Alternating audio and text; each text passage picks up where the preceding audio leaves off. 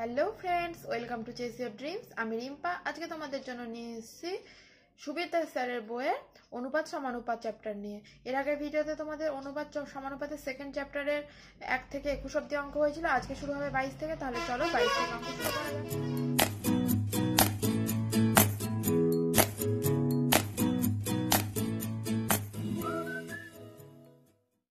তাহলে বলেছে যে নতুন অনুপাত কত হবে। তাহলে দেখো 20% বৃদ্ধি পেয়েছে, তার মানে কি 100তে বৃদ্ধি পেয়ে হয়েছে কত? 120। 20% মানে 100 যদি ছাত্র সংখ্যা হয়, বৃদ্ধি পেয়ে হয়েছে 120। কিন্তু আমাদের ছাত্র ও ছাত্রীর অনুপাত কত দেওয়া আছে? 2:3। তাহলে আমি ধরে নিতে পারি ছাত্র সংখ্যা হচ্ছে 2x আর ছাত্রীর সংখ্যা 3x। এখানে অনুপাতটা দেওয়া আছে, তাই ছাত্র আর ছাত্রী ধরে নিলাম 2x আর 3x। তাহলে 100তে বৃদ্ধি পেয়ে হয়েছে 120। তাহলে এখানে ছাত্র হচ্ছে 2x এ বৃদ্ধি পেয়ে কত হবে? 120/100 গুণ 2x। ঠিক একই রকম ভাবে ছাত্রীর সংখ্যা বৃদ্ধি পেয়েছে 10%। তাহলে ছাত্রীর সংখ্যা কত দেওয়া আছে? 3x এর 10% বৃদ্ধি পেয়েছে, তাই তো? তাহলে নতুন এখন ছাত্রছাত্রী কত হবে? 110/100। তাহলে ছাত্রীর সংখ্যা এখন এটা 10% বৃদ্ধি পেয়ে এটা হয়েছে। কিভাবে হলো দেখো, ছাত্রীর সংখ্যা 10% বৃদ্ধি পেয়েছে, মানে কি 100তে বৃদ্ধি পেয়েছে 110। তাহলে ছাত্রীর সংখ্যা কত? 3x। তাহলে 3x এ কত হবে? 110/100 গুণ 3x। সেটা একবারে করে দিলাম। তাহলে ছাত্র ছাত্রী বলেছে এখন নতুন অনুপাতটা কত হবে? তাহলে ছাত্র ইস্টু ছাত্রী, নতুন অনুপাত কত হবে? 120 গুণ 2x/100 অনুপাত এটা, তাই তো? এটা 3x গুণ 110/100। নিচে দেখো 100 উঠে গেল, তাহলে x দেখো চলে গেল। তাহলে এখন 120 গুণ 2 ইস্টু মানে কি বাই এক্সটাও কেটে যাবে, এখানে 3 গুণ 110, তাই তো? সরি, এখানে এটা কেটেছি, এক্সটা কাটবে, 110 থাকবে। এখানে ইস্টু মানে বাই আকারে লিখে দিলাম। এবার কাটাকাটি করবো, 0 0 কেটে গেল। দেখো তাহলে আর কাটাকাটি যাচ্ছে না। তাহলে 12 দুগুণে 24, সরি এখানে কাটাকাটি 3 4 12। তাহলে কত হচ্ছে? উপরে 4 দুগুণে 8, নিচে হচ্ছে 11। তাহলে কত হলো? 8:11। ছাত্র ছাত্রীর নতুন অনুপাত তাহলে কত হলো? 8:11। দেখো কোন অপশনে রয়েছে 8:11? অপশন ডি তে রয়েছে। অপশন ডি হলো। তাহলে দেখি চলো, দুটি কোম্পানি এ ও বি এর আয়ের অনুপাত 5:8। এ এর আয় 25 লাখ বেশি হলে অনুপাত দাঁড়ায় 5:4। বি কোম্পানি আয় কত? তাহলে দেখো এ আর বি এর প্রথমে আয়টা দেয়া আছে, এ আর বি এর আয় দেয়া আছে। আয়ের অনুপাত কি দেয়া আছে? 5:8। এবার বলেছে এ এর আয় 25 লাখ বৃদ্ধি পেলে মানে বেশি হলে অনুপাত দাঁড়ায় 5:4। তাহলে দেখো এ এর আয় 5, বি এর আয় 8। তাহলে আমি ধরে নিতে পারি এ এর আয় হচ্ছে 5x, বি এর আয় হচ্ছে 8x, তাই তো? এবার বলেছে এ এর আয় কত? 25 লাখ বৃদ্ধি পেলে। তাহলে এগুলো আমি লাখে ধরে নিচ্ছি। এ এর আয় হচ্ছে ধরে নিলাম 5 লাখ, বি এর আয় হচ্ছে 8 লাখ, তাই তো? এটা ধরে নিলাম। এবার বলেছে এ এর আয় হচ্ছে 25 লাখ বেশি হলে। এ এর আয় কত ছিল? 5x 25 লাখ বেশি হয়েছে, তাহলে 25, তাই তো? এটা কিসে হলো? লাখে। আর কি বলেছে? বি এর আয় তো 8x দেওয়া আছে, বি এর আয়টা কোনো পরিবর্তন হয়নি। তাহলে 25 লাখ যদি বৃদ্ধি পায় অনুপাতটা দাঁড়াবে বলেছে 5:4। তাহলে এখানে 5x প্লাস 25 লাখ, লাখটা কেটে দিলাম, ইস্টু 8x মানে কি বি এর আয়টা তো চেঞ্জ হয়নি, তাই 8x হয়ে গেল। এটা সমান কি 5:4। বা এখান থেকে x এর মান বার করব। অনুপাত মানে কি বাই আকারে লিখতে পারি, 5/4। এবার x এর মান বার করব। তাহলে দেখো x এর মান বেরোলো 5। তার মানে কি আমাকে কি চেয়েছে প্রশ্নে? বি কোম্পানির আয় কত। বি কোম্পানির আয় কত ধরেছিলাম? 8x লাখ বি কোম্পানির আয়, তাই তো? বি কোম্পানির আয়, তাহলে x এর জায়গায় 5 বসিয়ে দেবো। এত লাখ কত হলো? 40 লাখ। তাহলে 40 লাখ হবে আমাদের অ্যান্সার। দেখো অপশন সি তে রয়েছে। অপশন সি হলো রাইটটা। দেখি চলো, একটি বাক্সে 1 টাকা ও 25 পয়সা মিলিয়ে মোট 30টি মুদ্রা আছে। তাদের মূল্যের অনুপাত 2:1 হলে 1 টাকার মুদ্রার সংখ্যা কত? তাহলে দেখো আমি ধরে নিই যে 1 টাকার মুদ্রা আছে, মুদ্রা এক্সটি, 1 টাকার মুদ্রা এক্সটি আছে। আর কি বলেছে? 25 পয়সার মুদ্রা। তাহলে 25 পয়সার মুদ্রা কটা আছে ধরবো। মোট মুদ্রা কটা আছে? 30টা। 30টার থেকে যদি আমি 1 টাকার মুদ্রাটা বাদ দিই তাহলে 25 পয়সার মুদ্রা কটা আছে পেয়ে যাবো। তার কারণ কি 1 টাকা 25 পয়সার মুদ্রা মিলিয়ে মোট 30টা মুদ্রা রয়েছে। 1 টাকার মুদ্রা যদি x ধরে নিই তাহলে 25 পয়সার মুদ্রা কি হয়েছে, মোট যেটা মুদ্রা রয়েছে তার থেকে যদি আমি 1 টাকার মুদ্রাটা বের করে নিই বা বাদ দিয়ে দিই তাহলে আমি 25 পয়সার মুদ্রা কটা আছে সেটা পেয়ে যাবো। সেভাবেই ধরলাম। এবার বলেছে যে তাদের মূল্যের অনুপাত দেওয়া আছে। তাহলে দেখো 1 টাকার মুদ্রা কটা আছে xt, তাই তো 1 টাকা মানে এখানে যেহেতু পয়সায় আছে এটা পয়সা ধরে নিই। 1 টাকা মানে কি 100 পয়সা। তাহলে 100 পয়সা মুদ্রা আছে কটা এক্সটা। তাহলে 1 টাকা একটি 1 টাকা, একটি 1 টাকা মানে কত 1 টাকা হয়। যদি বলি দুটি 1 টাকা আছে আমার কাছে তাহলে কত হবে 2 গুণ 1 2 টাকা। তাহলে এখানে এক্সটা 1 টাকা আছে, তাহলে কি বলতে পারি এক্স গুণ 1 টাকা। টাকাটাকে আমি পয়সায় করে নেবো। তাহলে টাকাটাকে পয়সায় করলে কি হবে 100 দিয়ে গুণ করব। এটা বুঝলে ফ্রেন্ডস। এক্স টি রয়েছে 1 টাকা, তাহলে এক্স এর সঙ্গে কি করব মোট কত টাকা আছে 1 টাকা, মোট কত আছে 1 টাকার মোট মূল্য কত, তাহলে এক্সটা আছে তাহলে এক্স এর সঙ্গে কি গুণ হবে 1 গুণ হবে। তবে আমি 1 টাকার মোট কত আছে সেটা পেয়ে যাব। এখানে 1 গুণ না করে আমি 100 গুণ করলাম, তার কারণ কি পয়সাতে করে নিলাম। তার মানে 1 টাকার মোট 1 টাকা মোট আছে কত 100 পয়সা, তাই না, বা এক্স টাকা আছে এরকমও বলতে পারি। এবার বলেছে 25 পয়সা আছে 30 মাইনাস xt, তাহলে 25 পয়সার মোট মূল্য কত 30 মাইনাস এক্স গুণ গুণ 25, মোট এত পয়সা আছে। তাহলে বলছি এদের অনুপাতটা কি 2:1।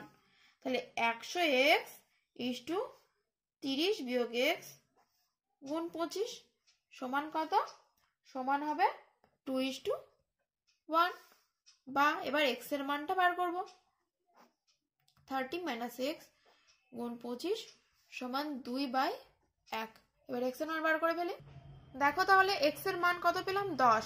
তাহলে আমি কি ধরেছিলাম 1 টাকার মুদ্রা কটি, 1 টাকার মুদ্রা কটি সেটা দেখো প্রশ্নে চেয়েছে, আর আমি ধরেছিলাম কি 1 টাকার মুদ্রা xt। তাহলে x এর মান তো পেয়ে গিয়েছি 10, তাহলে 1 টাকার মুদ্রার সংখ্যা হবে 10টি। 10 হবে আমাদের অ্যান্সার। দেখো কোন অপশনে রয়েছে 10টি, অপশন ডি তে রয়েছে। নম্বর অঙ্কটা দেখো, একটি বাক্সে 1 টাকা 50 পয়সা 25 পয়সার মুদ্রা মিলিয়ে মোট 180 টাকা আছে। তাদের সংখ্যার অনুপাত 2:3:4 হলে 50 পয়সার মুদ্রার সংখ্যা কত। তাহলে দেখো তাদের সংখ্যার অনুপাতটা দেওয়া রয়েছে 2:3:4। তার মানে কি 1 টাকাটা ধরে নিতে পারি 2xt রয়েছে, 1 টাকার মুদ্রা রয়েছে 2xt, আর কি 50 পয়সা 50 পয়সার মুদ্রা রয়েছে 3xt, আর 25 পয়সার মুদ্রা রয়েছে 4xt। এটা অনুপাতটা যেহেতু দেওয়া আছে সংখ্যা সেই জন্য ধরে নিতে পারলাম। এবার বলেছে যে তাদের মানে এই 1 টাকা 50 পয়সা 25 পয়সা মিলিয়ে মোট 180 টাকা আছে, তাই তো। তাহলে 1 টাকার মুদ্রা আছে কটা 25টি, তাই তো। 1 টাকা এখানে পয়সা আছে, তাহলে আমি 1 টাকাকে 100 পয়সা করে নেব। তাহলে 1 টাকার মুদ্রা আছে 2xt, তাহলে 1 টাকার মুদ্রার মোট মূল্য কত,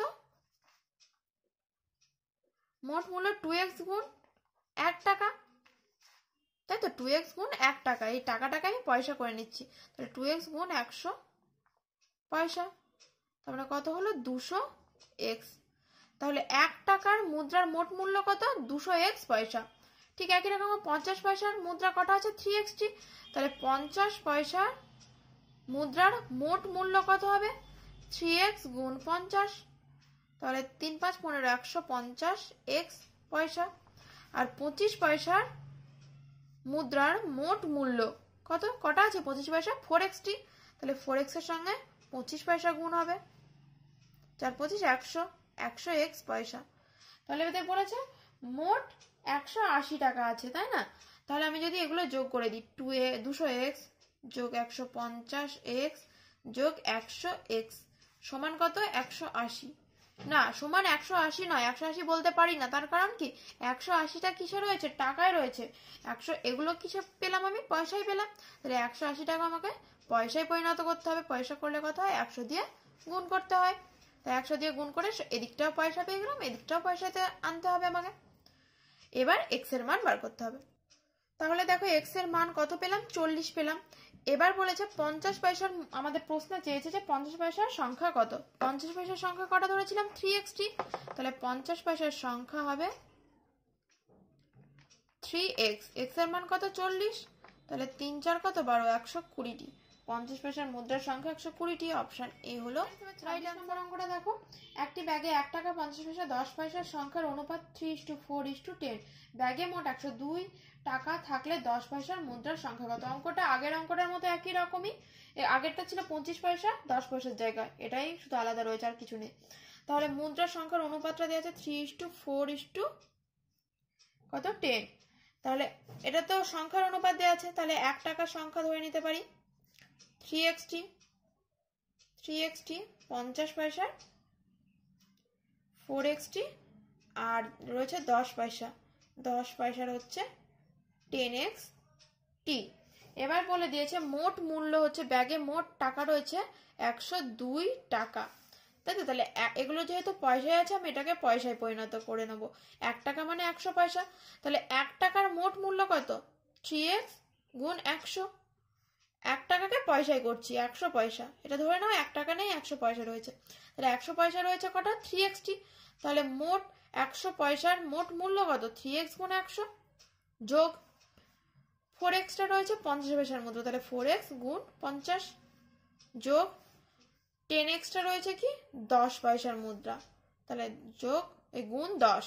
তাহলে এগুলো যোগ করে কি পেলাম, পয়সা পেলাম। মোট ব্যাগে কত পয়সা রয়েছে সেটা পেলাম, সেটাই তো দেওয়া আছে 102। ব্যাগে মোট 102 টাকা দেওয়া আছে।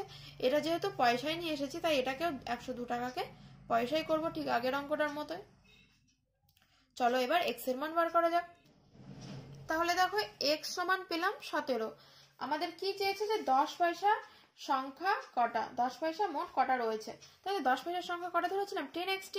তাহলে 10x মানে কি 10 গুণ 17, তার মানে কত হচ্ছে 170টি 10 পয়সা রয়েছে, 10 পয়সা আছে, তাই তো। তাহলে 170 হবে আমাদের অ্যান্সার। দেখো অপশন ডি তে রয়েছে, অপশন ডি হলো। 27 নম্বর অঙ্কটা দেখো, একটি বাক্সে 1 টাকা 50 পয়সা 25 পয়সার মুদ্রা মিলিয়ে মোট 378টি মুদ্রা আছে।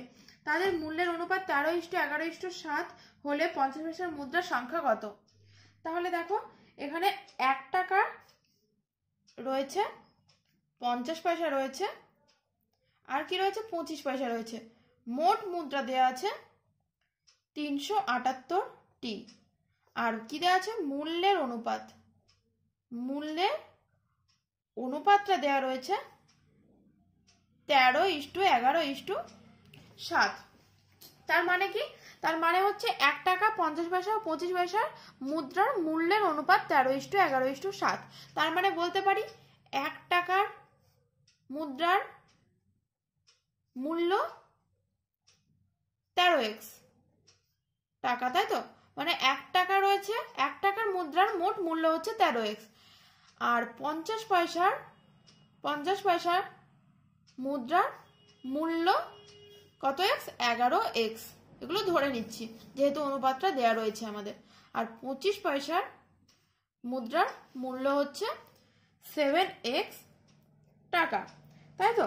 দেখো আগের অঙ্কটা যেমন ছিল, আগের অঙ্কটা মোট টাকাটা দেয়া ছিল 102 টাকা, আর হচ্ছে সংখ্যাগুলো দেয়া ছিল। এখানে ঠিক উল্টোটা রয়েছে, মূল্যের অনুপাতটা দেয়া রয়েছে, আর মোট কত টাকা আছে সেটা দেয়া রয়েছে। মোট কতটা কয়েন আছে সেটা দেওয়া রয়েছে। এবার তোমাদের কি করতে হবে, মোট কটা কয়েন আছে এখান থেকে আমরা বার করব। কি করে বার করব, 1 টাকার মুদ্রার মূল্য হচ্ছে 13x। তোমরা একটু ভাবো যে তোমার কাছে যদি 1 টাকার কয়েন একটা থাকে, তার মানে তোমার কাছে কত টাকা আছে, 1 টাকা আছে। যদি 1 টাকার কয়েন তোমার কাছে ধরো 5টা রয়েছে, 5টি 1 টাকার কয়েন রয়েছে, তার মানে তোমার কাছে কত টাকা আছে, 1 গুণ 5। ঠিক একই রকম ভাবে তোমার কাছে আছে 13x টাকা, তার মানে 1 টাকার কয়েন তোমার কাছে কটা আছে, 13x গুণ 1। বুঝলে, 1 টাকার কয়েন আছে 13x গুণ 1 যোগ, এবার 50 পয়সা তোমার কাছে কত আছে, 11x টা, মানে কি 50 পয়সা, দুটো 50 পয়সায়, দুটো 50 পয়সায় কি হয়, 1 টাকা হয়, তাই তো। তার মানে কি 1 টাকা মানে হচ্ছে দুটো 50 পয়সা। যদি আমি বলি 10 টাকা, 10 টাকা মানে কি 2 গুণ 10টা 50 পয়সা।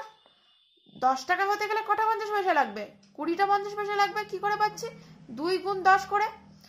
এবার যদি বলি 11x টাকা আছে, 11x টাকা আছে, সেগুলো কি সব 50 পয়সার কয়েন, তাই তো? তাহলে 50 পয়সা কটা আছে?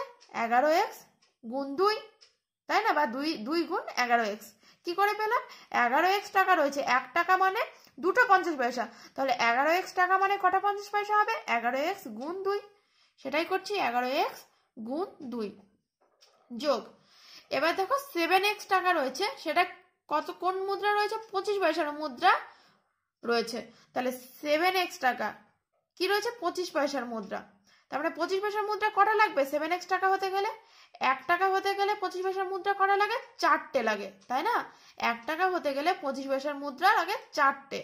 তাহলে ধরো 7x টাকা হতে গেলে 25 পয়সার মুদ্রা কটা লাগবে? 4 গুণ 7x। 1 টাকা হতে গেলে 4টে লাগে, তাহলে 2 টাকা হতে গেলে কটা লাগবে? 4 গুণ 2। ঠিক 7x টাকা হতে গেলে কত লাগবে? 4 গুণ 7x। তাহলে মোট মুদ্রা এবার পেয়ে গেলাম এগুলো। তার মানে কি, এটা মানেই তো আমাদের মোট মুদ্রা দেয়া রয়েছে। মোট মুদ্রা রয়েছে 378টা। তার মানে এটা মানেই বলতে পারি 378, বা 13x 22x যোগ 28x সমান 378, বা 63x সমান হচ্ছে 378। তাহলে এটা কাটাকাটি করলে হয় 6, তাহলে x সমান হবে 6। তাহলে আমাদের দেখো প্রশ্নে চেয়েছে যে 50 পয়সার মুদ্রা কটা রয়েছে, সংখ্যা। 50 পয়সার মুদ্রার সংখ্যা, 50 পয়সা মুদ্রার সংখ্যা। 50 পয়সার মুদ্রার সংখ্যা কত? দেখো এখানে এটা তো 1 টাকার মুদ্রার সংখ্যা, এটা হচ্ছে 50 পয়সা মুদ্রার সংখ্যা।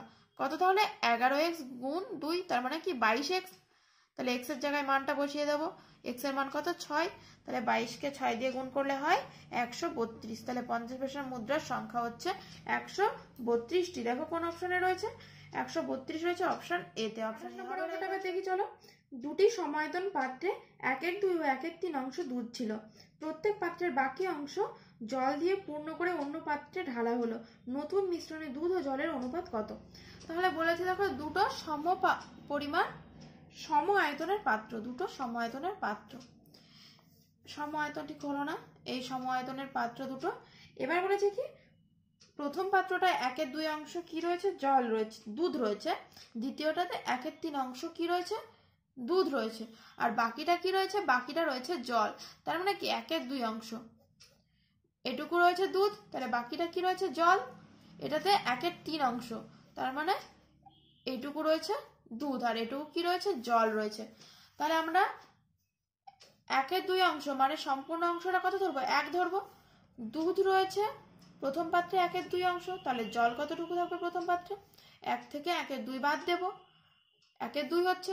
তাহলে দুধ রয়েছে 1/2 অংশ, জলও রয়েছে 1/2 অংশ। এবার দ্বিতীয় পাত্রটায় দেখি, দ্বিতীয় পাত্রে দুধ রয়েছে 1/3 অংশ, আর জল তাহলে কতটুকু হবে? সম্পূর্ণ মানে 1 থেকে 1/3 বাদ দেব, তাহলে হচ্ছে 2/3। তাহলে 2/3 অংশ জল রয়েছে। এবার কি বলেছে যে তাহলে দুধ আর জল কতটুকু আছে সেটা আমরা পেয়ে গেলাম। এবার বলেছে জল, বাকি অংশ জল পূর্ণ করে অন্য পাত্রে ঢালা হলো। তার মানে কি এই দুটো, এই যে মোট মিশ্রণটা, এই পাত্রটার আর এই পাত্রটার মোট মিশ্রণটা নিয়ে গিয়ে আর একটা পাত্রে, ধরো আর একটা বড় পাত্রে এই সবটা ঢালা হলো। তাহলে বলেছে নতুন মিশ্রণে তাহলে দুধ ও জলের অনুপাতটা কত হবে? তার মানে কি এই দুধটা, এই সম্পূর্ণটা আর এই সম্পূর্ণটা একটা জায়গায় করা হলো, তাহলে দুধ আর জলের অনুপাত কত? তাহলে তোমরা বুঝতে পারছো দুধটা কি করতে হবে, এই পাত্রের দুধ আর আরেকটা পাত্রের দুধটা কি করবো? যোগ করে দেবো। তাহলে দুধ এটা, তাই তো? আর জল কোনটা? জল হচ্ছে প্রথম পাত্রে 1/2 অংশ ছিল, দ্বিতীয় পাত্রে আছে 2/3 অংশ, এই দুটো যোগ হয়ে যাবে। তাহলে এদের কি চেয়েছে? যোগ করলে তো হবে না, আমাদের চেয়েছে অনুপাত, দুধ আর জলের অনুপাত। তাহলে 1/2 যোগ 1/3 অনুপাত 1/2 যোগ 2/3। এবার আমরা লসাগু করবো, 3 দুগুণে 6, তাহলে 3 যোগ 2 6, এখানে কত হবে? 3 যোগ 4, তার মানে এখানে হচ্ছে 5/6 = 7/6। এখানে দেখো 6, এই 6 উঠে যাবে, তাহলে কত থাকছে? 5:7। 7। দেখো 5:7 হবে আমাদের অ্যান্সার, অপশন বি হলো। 29 নম্বর করে দেখো, একটি দোকানে চাল ও গমের দামের অনুপাত 5:2, চালের দাম 2:5 অনুপাতে এবং গমের দাম 3:5 অনুপাতে বৃদ্ধি পেলে বর্তমানে চাল ও গমের দামের অনুপাত কত? অঙ্কটা খুব ভালো করে পড়ে নাও। আর আবারও বলছি আমি আরেকবার, ভালো করে বুঝে নাও। প্রথমে বলে দিয়েছে চাল ও গমের দামের অনুপাত, চাল আর গমের, এটা কি দামের অনুপাত দেওয়া আছে, দাম, চাল আর গমের দামের অনুপাতটা দেওয়া রয়েছে, কি দেওয়া রয়েছে? 5:2। তার মানে কি চালের দামটা 5, গমের দামটা হচ্ছে 2, এটুকু বুঝলাম। এবার বলেছে চালের দাম 2:5 অনুপাতে আর গমের দাম 3:5 অনুপাতে বৃদ্ধি পেয়েছে। তার মানে কি, প্রথমে চালটা আমি দেখি, চালটা কি অনুপাতে বৃদ্ধি পেয়েছে? 2:5 অনুপাতে। এটার মানে বোঝাচ্ছে আগে চালের দাম ছিল 2 একক, তুমি এক্স ধরেও করতে পারো, এক্স ধরে আমি করছি না, একটু বড় হবে বা এক্স গুলো কাটতে হবে, আর কিছুই না।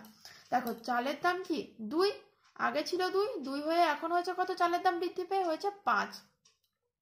তুমি যদি এক্স ধরতে তাহলে কি বলতে হতো? চালের দাম আগে ছিল 2x, এখন বৃদ্ধি পেয়ে হয়েছে 5x। আমার এক্স এর জটিলে আনার দরকারই নেই। তাহলে আমি এখানে করছি, দেখো 2 আগে ছিল চালের দাম, বৃদ্ধি পেয়ে হয়েছে 5, তাই তো? চালের দাম অ্যাকচুয়ালি কত আছে বলে দিয়েছে তো প্রথম লাইনে, যে চাল ও গমের দামের অনুপাত হচ্ছে 5:2। তার মানে চালের দাম কত? 5 একক বলতে পারি। আগে ছিল 2, এখন হয়েছে 5, মানে এটা এই অনুপাতে বৃদ্ধি পাচ্ছে। আগে 2 অনুপাতে 2 ছিল দাম, এখন বৃদ্ধি পেয়ে হচ্ছে 5। তাহলে এখন যদি 5 হয় দাম, তাহলে বৃদ্ধি পেয়ে এখন চালের দাম কত হবে? 5 চালের দাম বৃদ্ধি পেলে দাম কত হবে? 2 এ 5, একে কত? 5/2, তাহলে 5 এ কত? 5/2 গুণ 5। তার মানে এখন চালের দাম বৃদ্ধি পেয়ে হচ্ছে 25/2। এটার পেলাম চাল।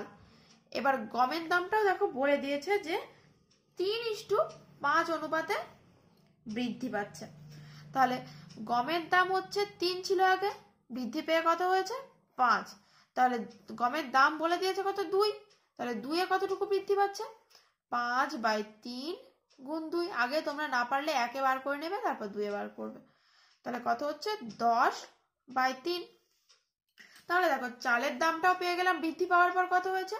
গমের দামটাও পেয়ে গেলাম। আমাদের অ্যান্সারে তাই চেয়েছে, দেখো বর্তমানে চাল ও গমের দামের অনুপাত কত।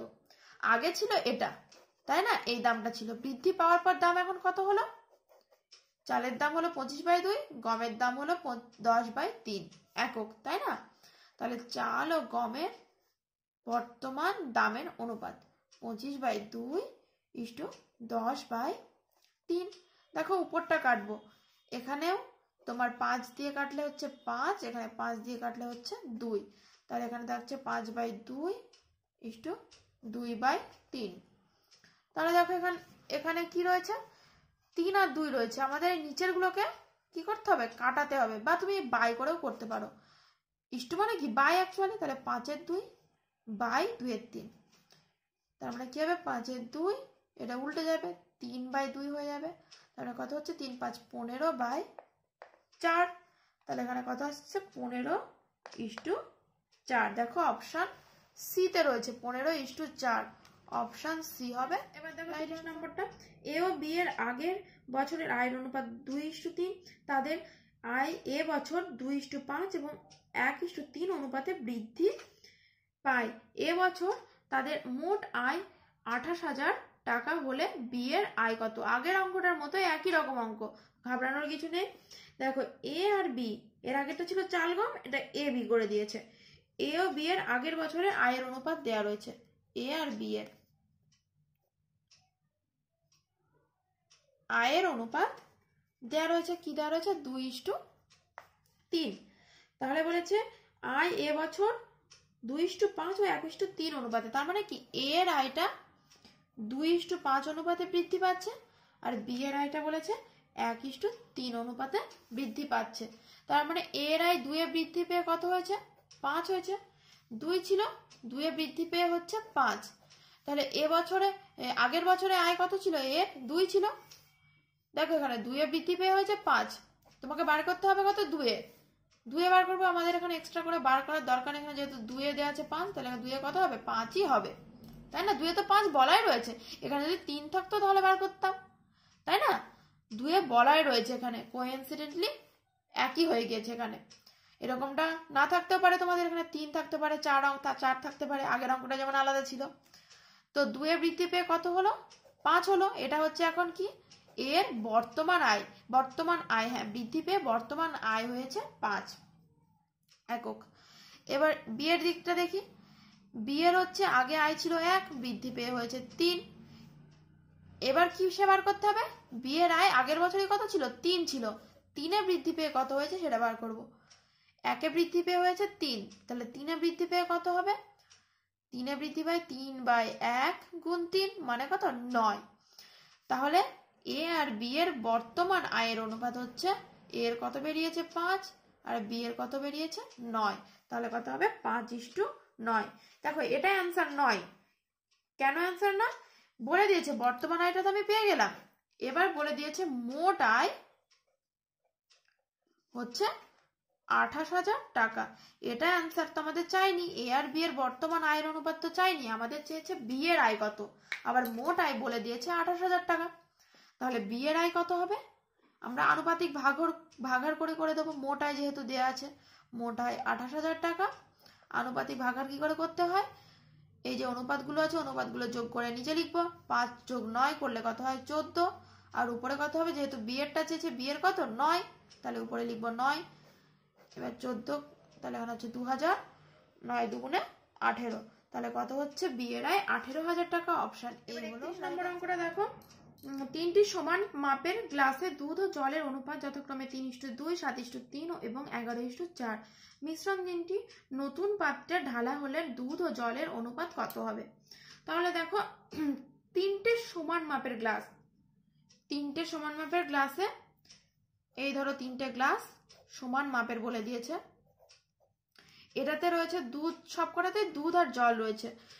এটাতে দুধ আর জলের অনুপাত 3:2, এটাতে 7:3, আর এটাতে 11:4, তাই তো? 3টি সমান মাপের গ্লাসে অনুপাতগুলো আমরা লিখে ফেললাম। এবার বলেছে মিশ্রণ 3টি একটা নতুন পাত্রে ঢালা হলো। এই মিশ্রণ 3টিকে ধরো এই পাত্রটায় কি করা হবে? ঢালা হবে এই পাত্রটায় সবগুলো। তাহলে বলে দিয়েছে দুধ আর জলের অনুপাতটা কত হবে, তাই না? আমাদের এটা বার করতে হবে। তাহলে দেখো প্রথম পাত্রে দুধ আর জল কত রয়েছে? 3:2। তাহলে দুধ কতটুকু আছে বলতে পারবো? দুধ কতটুকু আছে? 3:2 মানে কি 5 ভাগে 3 ভাগ রয়েছে দুধ, আর জল রয়েছে কতটুকু? 5 ভাগে 2 ভাগ রয়েছে জল। কি করে পাচ্ছি? 3:2 রয়েছে, তো তার মানে কি মোট কত? 3 যোগ 2 মানে কি 5 ভাগ জিনিস রয়েছে, 5 ভাগ মিশ্রণ রয়েছে, 5 ভাগ মিশ্রণের মধ্যে দুধ রয়েছে কতটুকু? 3 একক, আর জল রয়েছে কত? 2 একক। সেটাই করলাম। ঠিক একই রকম ভাবে এটাতেও তাই, 10 ভাগের 7 ভাগ হয়েছে দুধ রয়েছে, আর জল রয়েছে 10 ভাগের 3 ভাগ মানে 3/10। এটাতেও তাই, দুধ রয়েছে 15 ভাগের 11 ভাগ, আর জল রয়েছে 15 ভাগের 4 ভাগ। সবগুলো কি করা হলো? সবগুলোকে মিশিয়ে একটা পাত্রে ঢালা হলো, তাই তো? সবগুলোকে একটা পাত্রে ঢালা হলো। তার মানে কি? তার মানে এই যে এই পাত্রটা যা আছে, এই পাত্রটায় যা আছে, এই পাত্রটায় যা আছে, সব এখানে নিয়ে গিয়ে ঢালা হলো। তারপর কি বলেছে? দুধ ও জলের অনুপাতটা কত সেটা আমাদের চেয়েছে। তাহলে কি তার মানে কি এখানে যে দুধটা আছে, এখানে যে দুধটা আছে, আর এখানে যে দুধটা আছে, সেগুলো কি করব? যোগ করে দেবো। তার মানে কি যোগ করা মানে এই পাত্রটায় কতটুকু দুধ আছে সেটা পেয়ে যাব, তাই তো? ঢালার পর আবার জলটা কি করব? যোগ করে দেবো। তাহলে মোট জল কতটুকু দেখো, তাহলে যোগ করলাম, এখানে যোগ করে নিচে 30 লসাগু করে হয়েছে 30, এটারও লসাগু 30, তারপরে কেটে দিলাম, আর এখানে যোগ করে হয়েছে 61 দুধের ক্ষেত্রে, আর জলের ক্ষেত্রে হয়েছে 29। তাহলে অনুপাতটা কত হলো? 61:29। দেখো অপশন এতে রয়েছে। অপশন 30 নম্বর অঙ্কটা দেখো। এ বি সি গ্লাসের আয়তনের অনুপাত 1:2:3 এবং তাতে সিরাপ ও জলের অনুপাত যথাক্রমে 1:2, 2:3, 3:2। মিশ্রণ 3টি নতুন পাত্রে ঢালা হলে তাতে সিরাপ ও জলের অনুপাত কত হবে? তাহলে দেখো আগের অঙ্কটা যেমন ছিল 3টে সমান মাপের গ্লাস ছিল, এখানে 3টে সমান মাপের নেই। কি আছে? 1:2:3, আয়তন তিনটে গ্লাসের। তার মানে কি এটা যদি প্রথম গ্লাসটা হয় এটা, তারপরেরটা কি এর ডবল, তারপরেরটা এর 3 ডবল, তাই না? এরকমটা তিনটে গ্লাস রয়েছে, এটা এই গ্লাসটা এ বি সি, তাহলে প্রথম তিনটে গ্লাস রয়েছে, এদের আয়তনের অনুপাত দেওয়া আছে 1:2:3। তাহলে প্রথম গ্লাসটা হচ্ছে এক্স ধরবো, দ্বিতীয় গ্লাসটার আয়তন 2x, মানে বি গ্লাসের আয়তন হচ্ছে 2x, আর সি গ্লাসের আয়তন হচ্ছে 3x। আগেরটা ছিল সমান মাপের ছিল তিনটে, এটার ক্ষেত্রে রয়েছে কি তিনটে আলাদা আলাদা মাপের গ্লাস, তাই তো? এবার বলে দিয়েছে সিরাপ ও জলের অনুপাত হচ্ছে, প্রথম গ্লাসটায় সিরাপ ও জলের অনুপাত 1:2, দ্বিতীয় গ্লাসে সিরাপ আর জলের অনুপাত 2:3, তৃতীয়টাতে 3:2। এখানে রয়েছে সিরাপ আর জল। তাহলে দেখো প্রথম গ্লাসটায় সিরাপ কতটুকু আছে? সিরাপ আছে 3/1, তাই না? প্রথম গ্লাসে সিরাপ আছে 1:2, তার মানে কি 3/1 সিরাপ, আর জল আছে কতটুকু? 3/2। এটাও ঠিক একই রকম, সিরাপ রয়েছে 5/2, আর জল রয়েছে 5/3। এটা হচ্ছে দ্বিতীয় বি গ্লাসে, আর সি গ্লাসে 5/3 সিরাপ আর 5/2 জল। এবার কি বলেছে? নতুন পাত্রে ঢালা হলো। এবার তো ঢেলে দিলে হবে না, তার কারণ কি এগুলো তো সমান মাপের নেই, মাপটা বলে দেওয়া আছে আয়তনটা। প্রথম ক্লাসের আয়তন কত এ, এটা তো অনুপাতটা বার করলে মানে আনুপাতিক ভাগ হারটা হলো, কিন্তু আমাদের প্রথম এ গ্লাসের আয়তন কত এক্স, তাই না? এবার এক্স এর মধ্যে কতটুকু সিরাপ আছে সেটা দেখতে হবে তো তোমাকে। সিরাপ তো এটা পেলাম কি 1:2 অনুপাতে থাকা, মানে কি 3/1 আছে, কিন্তু কত যে লিটার রয়েছে বা কতটুকু রয়েছে সেটা আমরা কি করে বুঝবো? এখানে তো যেহেতু আয়তনটা বলে দিয়েছে প্রথম গ্লাসের এক্স, দ্বিতীয় গ্লাসের 2x, তৃতীয় গ্লাসের 3x, সেক্ষেত্রে কি হবে এক্স এর মধ্যে কতটুকু সিরাপ আছে সেটা তো আমাদের জানতে হবে, তবেই তো মেশাতে পারবো, কারণ এটার অনুপাত, এটার আয়তন আলাদা, এটার আয়তন আলাদা, এটার আয়তন আলাদা, ঠিক সেটার জন্যই আমরা এটা করব। না হলে আগের অঙ্কটার মতো কিছু করার দরকার ছিল না, যোগ করে দিলেই হয়ে যেত, কিন্তু এটার আয়তনগুলো আলাদা রয়েছে বলে আমরা বার করব যে এক্স এর মধ্যে কতটুকু সিরাপ আছে। তাহলে দেখো আমি আলাদা আলাদা ঘর কেটে নিই। এখানে 3/1 রয়েছে সিরাপ, তাহলে এক্স পরিমাণ যদি হয় তাহলে কি করবো, এক্স গুণ হয়ে যাবে, জল থাকবে কত এক্স, তারপরে কি এক্স এর 3 সিরাপ, 2x/3 হচ্ছে কি জল, আর এখানে কতটুকু আছে 2x আছে, তার মানে কি 5 মধ্যে 2 রয়েছে, তার মানে কি মোট কতটুকু আয়তন, এখানে এটা এখানে দেখাচ্ছি 5 মধ্যে হচ্ছে 2, 5 আয়তনের মধ্যে 2 রয়েছে সিরাপ, তাহলে এখানে 2x, মোট আয়তন কত 2x আয়তনের গ্লাসে সিরাপ কতটুকু থাকবে 2/5 গুণ 2x, তার মানে কি 4x/5। তার মানেটা কি হচ্ছে এটার সঙ্গে 2x গুণ করে দিতে হবে, 4x/5। ঠিক একই রকম ভাবে এখানেও যদি করতে চাও আমি ডিটেল একবার দেখিয়ে দিচ্ছি, তারপর তোমরা শর্টকাট করো। 5 মধ্যে 3 রয়েছে জল, তাই না? 5 মধ্যে 3 রয়েছে জল, তাহলে মোট আয়তন কত বি এর, মোট গ্লাসটার আয়তন 2x, 2x ভাগ আয়তনে 2x আয়তনের মধ্যে জল থাকবে কতটুকু 3/5 গুণ 2x, মানে এখানে 2xটা গুণ করে দিতে হবে আর কিছুই না, তার মানে কত 6x/5। এটাও ঠিক, এখানে কতটুকু আছে সি গ্লাসের আয়তন কত 3x, তাহলে 3x এর মধ্যে সিরাপ আছে কতটুকু, এই আনুপাতিক ভাগাটার সঙ্গে 3x গুণ করে দেবো 9x/5, এটার সঙ্গে 3x গুণ করে দিলে জলটা পেয়ে যাব, জল কত 9x/5 জল রয়েছে। এবার কি করব, এবার যোগ করব, তাহলে সিরাপ আর জলের অনুপাতটা আমরা পেয়ে যাব নতুন মিশ্রণে, মানে এইগুলো সব কি করছি আমরা এই গ্লাসের এই গ্লাসের এই গ্লাস সবটা এই বড় গ্লাসটায় ধরো নিয়ে গিয়ে ফেলছি, তাহলে সিরাপ আর জলের অনুপাত কি হবে এগুলো যোগ করে দিতে হবে, সিরাপটা একদিকে যোগ করব, সিরাপ আর 9x/5 অনুপাত 2x/3 যোগ 6x/5 যোগ 9x/5। এবার ক্যালকুলেশন করব, এখানে কত হবে 15, উপরে 5x, 12x, 27, এক্স অনুপাত এখানে কত হচ্ছে 15, 10x plus 18x plus 18x। 15 15 কি হবে, কেটে যাবে, এগুলো যোগ করলে হয় 44x, এখানে হয় অনুপাত 46x। x x কেটে যাবে, 2 দিয়ে ভাগ দিলে 22, 2 দিয়ে দিলে 23। দেখো 32-এরটা কোন অপশনে রয়েছে, 22:23 অপশন ডি তে রয়েছে। 30 নম্বর অঙ্কটা দেখো, দুটি সংকর ধাতুতে সোনা ও তামার অনুপাত যথাক্রমে 7:2 এবং 7:11। এই দুই সংকর ধাতু সমানভাবে মিশিয়ে যে নতুন সংকর ধাতু পাওয়া যায় তাতে সোনা ও তামার অনুপাত কত হবে। তাহলে দেখো প্রথম মিশ্রণটা, দুটো মিশ্রণ দেওয়া রয়েছে তাই না, দুটো সংকর ধাতু। এই ধরো একটা সংকর ধাতু, এই একটা সংকর ধাতু। এই ধাতুগুলোর মধ্যে কি রয়েছে, সোনা আর তামা রয়েছে। এটার মধ্যেও তাই, সোনা আর তামার দুটো ধাতু, এই একটা ধাতু, এই একটা ধাতু। প্রথম ধাতুটাই বলে দিয়েছে অনুপাত 7:2, আর দ্বিতীয় ধাতুটায় সোনা এবং তামার অনুপাত বলে দিয়েছে 7:11। এটুকু বোঝা গেল। এবার বলেছে এই দুই সংকর ধাতু সমানভাবে মিশিয়ে যে নতুন সংকর ধাতু পাওয়া যায় তাতে সোনা এবং তামার অনুপাত কত হবে। তার মানে কি, তুমি এখানে যতটা ধাতু আছে তার থেকে কিছুটা নিচ্ছ, কিছুটা মানে কি এক্স পরিমাণ ধরো নিচ্ছি।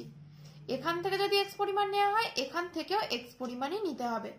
তার কারণ কি, বলে দিয়েছে যে সমানভাবে মেশাতে হবে। এখান থেকে এক্স পরিমাণ নিলে আমাদের এখান থেকেও এক্স পরিমাণ নিতে হবে।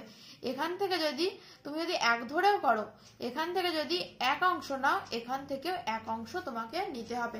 মানে কি, এখান থেকে যেটুকু তুলবো এখান থেকেও সেইটুকুই তুলবো। তাহলে দেখো এবার এক্স পরিমাণের মধ্যে কতটুকু তামা এবং সোনা আছে সেটা আমাকে বার করতে হবে। তাহলে দেখো কি করে করি, সোনা কতটুকু আছে, আমি যদি আনুপাতিক ভাগাহার করে করি, 9 ভাগে 7 ভাগ আছে সোনা। তাহলে মোট আমাদের এখানটা কতটুকু নিচ্ছি, এক্স ভাগ। তাহলে এক্স ভাগের মধ্যে কতটুকু আছে, এক্স গুণ করে দিলেই হয়ে যাবে। তার মানে কত হলো 7x/9। এখানে তামা কতটুকু আছে, তামা আছে 9 ভাগের 2 ভাগ। তাহলে এক্স পরিমাণের মধ্যে, এক্স পরিমাণ সংকর ধাতুর মধ্যে তামা আছে কতটুকু, এক্স গুণ করে দিলে পেয়ে যাবো 2x/9। ঠিক একই রকম ভাবে এখানে সোনাটা বার করব, এই ধাতুটার ক্ষেত্রে সোনাটা বার করব। সোনা কতটুকু আছে, সোনা আছে 18 ভাগের মধ্যে 7 ভাগ আছে সোনা। এখান থেকে কতটুকু তুলছি, এক্স পরিমাণ তুলছি। তাহলে এক্স পরিমাণের মধ্যে কতটুকু সোনা আছে, গুণ এক্স, 7x/18। আর এখানে 18 ভাগের মধ্যে 11 ভাগ আছে তামা। তাহলে এক্স পরিমাণের মধ্যে কতটুকু আছে, এক্স গুণ করে দেবো 11x/18। তাহলে দেখো এখানেও এক্স পরিমাণ তুলছি, এখানেও এক্স পরিমাণ তুলছি, মানে কি দুটো থেকে সমপরিমাণ তুলছি। তোলার পর সোনা কতটুকু আছে, তামা কতটুকু আছে, পরেরটাতেও তাই, সোনা আর তামা কতটুকু আছে সব পেয়ে গেছি। এবার নতুন যে ধাতুটা আমি তৈরি করব, তার মানে কি নতুন ধাতুটা তৈরি করতে গেলে এইটুকু নেব, এখান থেকে এইটুকু নেব। নতুন ধাতুটা যখন তৈরি করব তখন সোনা ও তামার অনুপাত কত হবে। তার মানে কি সোনার সঙ্গে এই সোনাটা যোগ করে দেবো, 7x/9 যোগ 7x/18 অনুপাত 2x/9 যোগ 11x/18। তাহলে যোগ করলে কি হবে, এখানে 18, 7 দুগুণে কত 14, x যোগ 7x, 18, 4x যোগ 11x। 18 কেটে গেল, 21x ইস্টু 15x, x কেটে গেল, 3 দিয়ে করলে 7, 3 দিয়ে করলে 5, তাহলে 7:5, তাই না। দেখো কেটে গিয়েছিল, মানে x কেটে দিয়েছে, 3 দিয়ে ভাগ করেছে দুই দিকে, তাহলে 7:5 হলো, তাই তো 33-এরটা। দেখো 7:5 অপশন সি তে রয়েছে, অপশন সি হবে আমাদের। 9 নম্বর অঙ্কটা দেখো, সমগ্র পৃথিবীতে জল ও স্থলের পরিমাণের অনুপাত 1:3 এবং দক্ষিণ গোলার্ধে তা 1:9। উত্তর গোলার্ধে জল ও স্থলের অনুপাত কত। সমগ্র পৃথিবীতে জল ও স্থলের অনুপাত দেওয়া আছে 1:3। এটা সমগ্র পৃথিবীর কথা বলা হচ্ছে। আর একটা কি বলে দিয়েছে, দক্ষিণ গোলার্ধে দক্ষিণ গোলার্ধে জল এবং স্থলের অনুপাত 1:9, তাহলে উত্তর গোলার্ধে কত হবে জল ও স্থলের অনুপাতটা, আমাকে সেটা বার করতে হবে। তোমরা ভাবছো যে দক্ষিণ গোলার্ধে তো অর্ধেকটা, সমগ্র পৃথিবীর থেকে যদি দক্ষিণ গোলার্ধ বাদ দিয়ে দিই তাহলে হয়ে যাবে। কেন হবে না সেটা আমি বলি আগে। এই ধরো পৃথিবী, সমগ্র পৃথিবীতে এটা, তাহলে সমগ্র পৃথিবী এটা, এবার কি মাঝখান দিয়ে কাটলাম, এটা হচ্ছে উত্তর গোলার্ধ আর নিচেরটা হচ্ছে দক্ষিণ গোলার্ধ। তাহলে সমগ্র পৃথিবীর আয়তন যা হবে, দক্ষিণ গোলার্ধের আয়তন কি সেটা হবে? দক্ষিণ গোলার্ধের আয়তন তো সব কি হবে, অর্ধেক। তো সমগ্র পৃথিবীর থেকে দক্ষিণ গোলার্ধে, শুধু দক্ষিণ গোলার্ধের আয়তন কি হবে, অর্ধেক হবে। আমি কি বলেছি, কখন তোমরা এরকম ডাইরেক্ট বিয়োগ করে দিতে পারবা, যখন দুটোর আয়তন সমান হবে। যেমন একটা অঙ্ক ছিল, যেমন গ্লাস, 3টে গ্লাসেরই আয়তন কি ছিল, সমান ছিল, তখনই করতে পারছিলাম। ঠিক তারপরের অঙ্কটা 3টে গ্লাসের আয়তন যখন আলাদা করে দিয়েছিল তখন কিন্তু ডাইরেক্ট যোগ করতে পারছিলাম না। ঠিক একই রকম ভাবে এটাও ঠিক তাই, সমগ্র পৃথিবীর তো আয়তনটা আলাদা, যেখানে দক্ষিণ গোলার্ধের আয়তন সমগ্র পৃথিবীর থেকে কি অর্ধেক। তাহলে আমি যদি ধরি সমগ্র পৃথিবীর আয়তনটা এক্স, সমগ্র পৃথিবীর আয়তন এক্স, না আমি 2x ধরছি, সমগ্র পৃথিবীর আয়তন, সুবিধা হবে অঙ্কটা করতে, তাই জন্য 2x ধরছি। কারণ কি, দক্ষিণ গোলার্ধটা তাহলে কতটুকু হবে, দক্ষিণ গোলার্ধ হবে x, সমগ্র পৃথিবী যদি 2x হয়, দক্ষিণ গোলার্ধ কি হবে, তার ঠিক অর্ধেক হবে, x হবে। তাহলে দেখো, সমগ্র পৃথিবীর জল ও স্থলের অনুপাত দেওয়া আছে 1:3, তার মানে জল কতটুকু রয়েছে, 4/1 জল, আর স্থল কতটুকু রয়েছে, 4/3 রয়েছে স্থল। এখানে সমগ্র পৃথিবীর আয়তনটা আমি কত ধরে নিয়েছি, 2x, তাহলে 2x এর মধ্যে জল কতটুকু আছে, 2x গুণ করে দেবো, 2x/4। আর সমগ্র পৃথিবীতে স্থল কতটুকু রয়েছে, 2x এর মধ্যে স্থল গুণ 2x, এটা আনুপাতিক ভাগার করে করছি। যদি আনুপাতিক ভাগার বুঝতে না পারো, প্রথমের দিকটা দেখো, তাহলে বুঝতে পারবে। এবার দেখো, তাহলে জল আর স্থলটা পেয়ে গেলাম সমগ্র পৃথিবীর ক্ষেত্রে। এবার কি দক্ষিণ গোলার্ধের ক্ষেত্রে দেখব। দক্ষিণ গোলার্ধের ক্ষেত্রে জল রয়েছে 10/1। দক্ষিণ গোলার্ধের আয়তন কতটুকু, x, তো তাহলে এখানে কি করব, x গুণ করে দেবো, x এর মধ্যে জল কতটুকু আছে, x আয়তনের মধ্যে, x/10।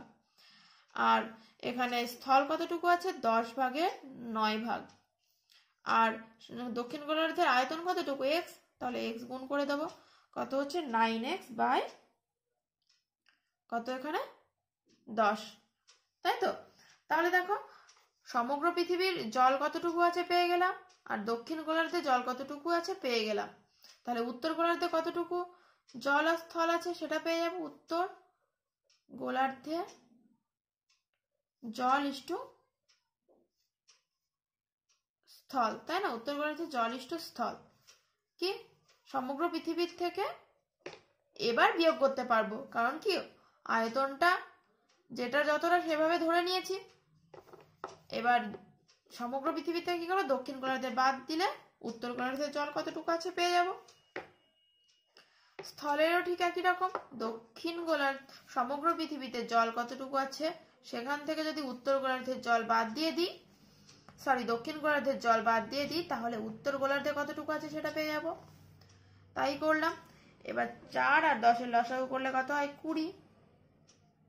এখানে 10x বিয়োগ 2x ইস্টু এখানে 20, 30x বিয়োগ 18x। এবার ক্যালকুলেশন করে হলো 2:3, তার মানে উত্তর গোলার্ধের জল ও স্থলের অনুপাত 2:3। দেখো, অপশন এ তে রয়েছে, অপশন এ হবে আমাদের রাইট অ্যান্সার। ফ্রেন্ডস, এবার 35 নম্বর অঙ্কটা দেখো। একটি কুকুর একটি খরগোশকে তাড়া করলো। কুকুর যে সময় 5টি পদক্ষেপ ফেলে, খরগোশ সেই সময় 6টি পদক্ষেপ ফেলে। কিন্তু কুকুর 4টি পদক্ষেপে যতদূর যায়, খরগোশ 5টি পদক্ষেপে ততদূর যায়। কুকুর ও খরগোশের বেগের অনুপাত কত? খুব ভালো অঙ্ক, ভালো করে বুঝে নেবে তোমরা অঙ্কটা। আশা করছি তোমাদের অঙ্কটা করতে খুব মজা লাগবে। তাহলে দেখো কি বলেছে প্রথমে, আরেকবারও ভালো করে বুঝিয়ে দিই তোমাদের। কুকুর যে সময়ে 5টি পদক্ষেপ ফেলে, খরগোশ সেই সময় 6টি পদক্ষেপ ফেলে। তার মানে কি আমাদের লাস্ট অব্দি চেয়েছে গতিবেগটা, মানে বেগের অনুপাতটা চেয়েছে। বেগের অনুপাত আমরা সবসময় কি করি, নির্দিষ্ট সময়ের সাপেক্ষে করি। মানে কি আমরা আগের অঙ্কগুলো দেখেছো, মানে গতিবেগটা কি বেরোচ্ছিল, এত কিমি পার ঘন্টা, মানে কি প্রতি ঘন্টার সাপেক্ষে বার করছিলাম, বা প্রতি সেকেন্ডের সাপেক্ষে বার করি, বা প্রতি মিনিটের সাপেক্ষে বার করি। এখানেও সেরকম নির্দিষ্ট সময়ের সাপেক্ষে আমাদের বার করতে হবে।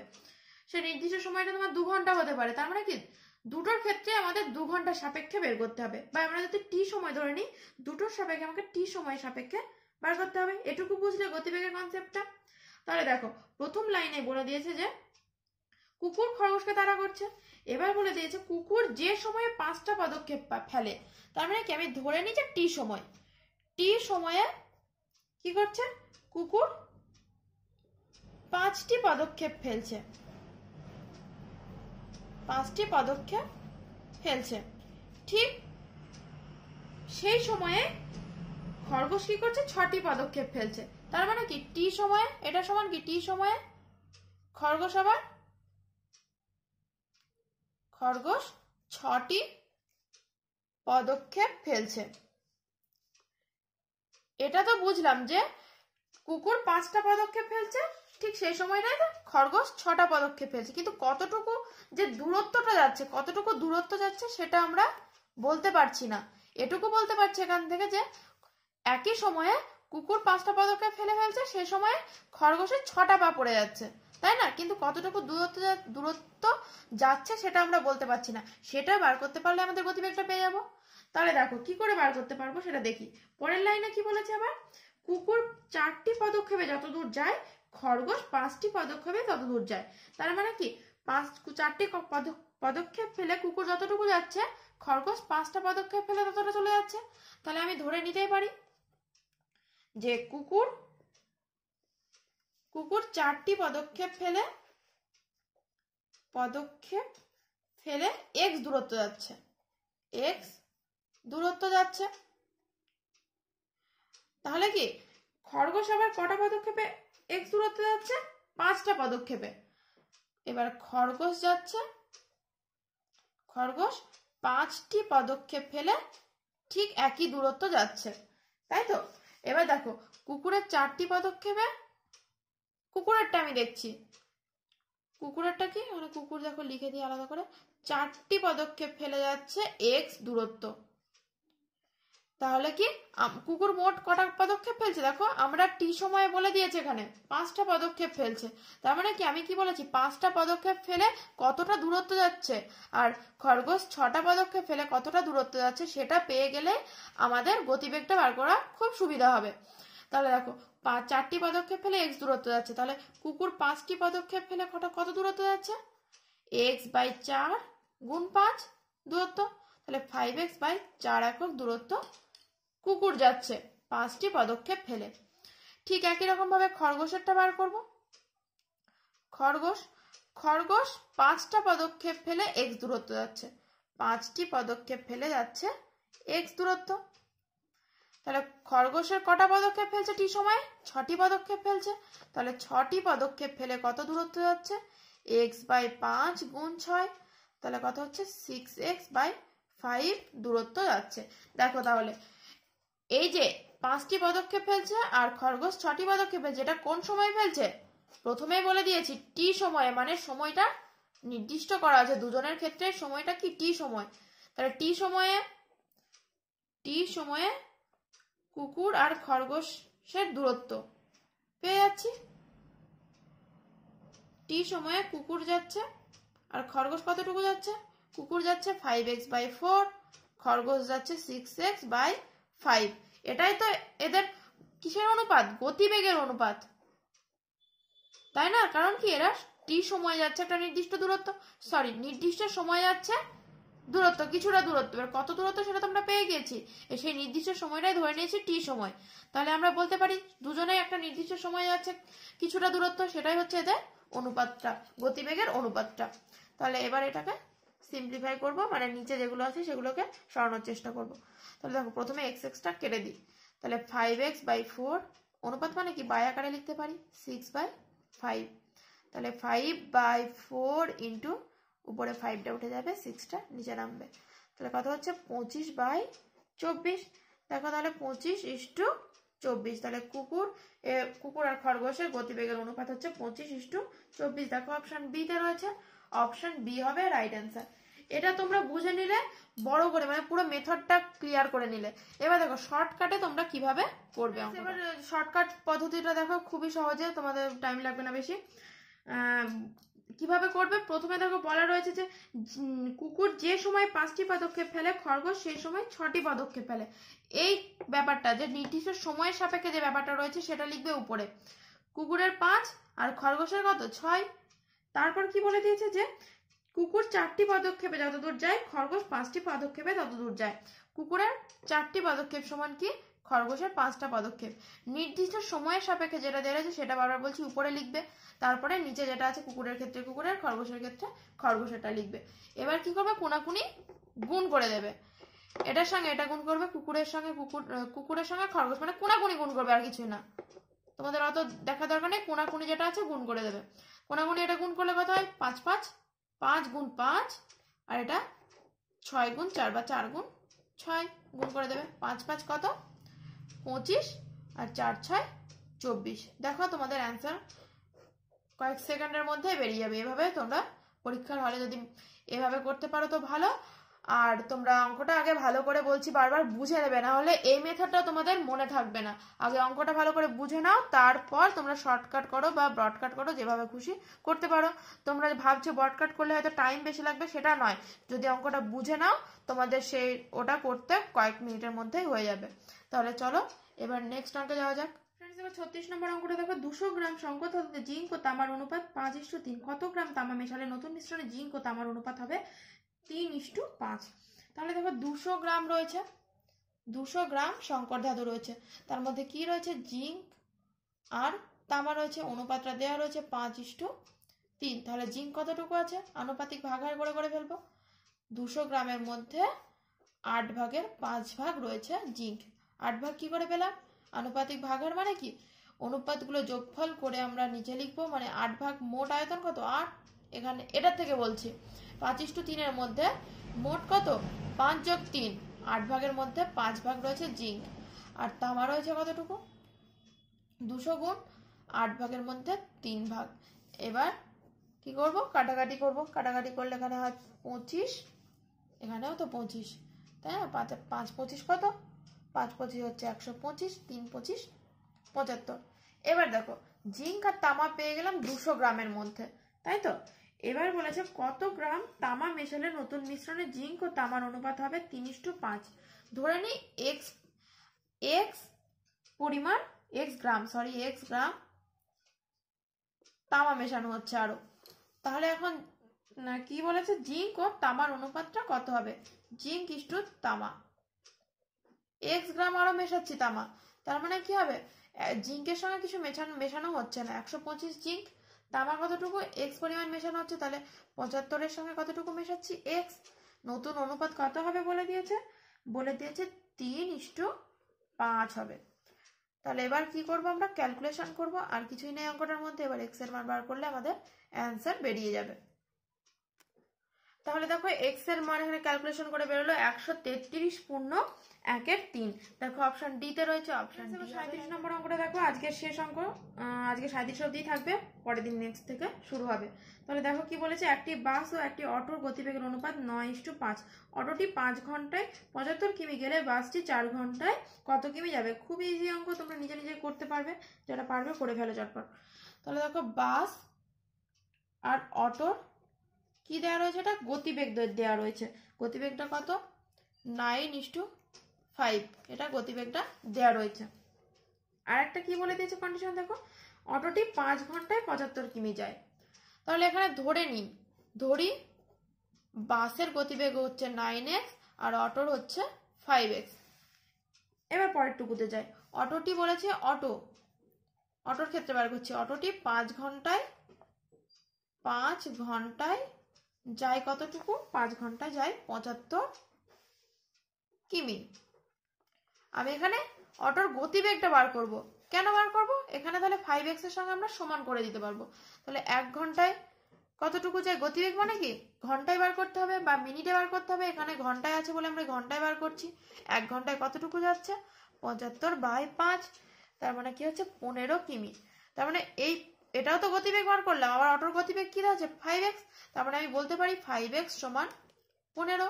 গতিবেগ দুটো সমান করে দিলাম x এর মানটা বার করার জন্য। তাহলে x এর মান কত বেরোলো 3। তাহলে এবার অটোর গতিবেগটা পেয়ে গেলাম, এই অটোর গতিবেগের থেকে x এর মানটা পেয়ে গেলাম। তাহলে এবার বাসের তাহলে গতিবেগটা পেয়ে যাব 9x, 9 গুণ 3 তার মানে 27 কিমি প্রতি ঘন্টা, তাই না, পার আওয়ার।